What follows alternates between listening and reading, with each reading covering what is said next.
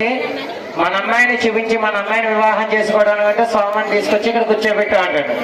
అలాగే స్వామి వారికి పాదాలు కడిగా అంటాడు. అంటే అలాగే మనం కన్యాదానం చేస్తున్నాం.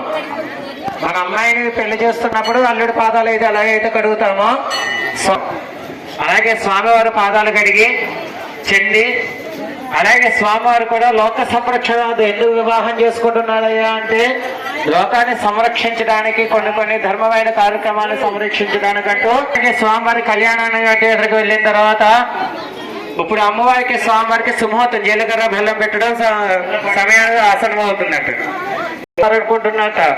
శ్రీదేవి భూదేవి ఎలా ఉంటుందో ఎంత అన్నారు, నీలమేఘ శ్యాముడా లేకపోతే చతుర్భుజాలు కలిగి ఉన్నాయా మా స్వామి వారికి మా తల్లిదండ్రులు చెప్పడం తప్పించి నేను ఇప్పుడు దాకా కూడా చూడలేదు.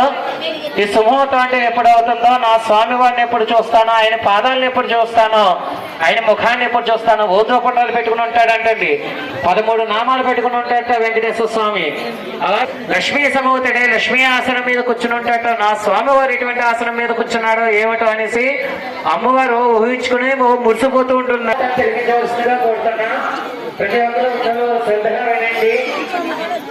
సింహోతే సావధాన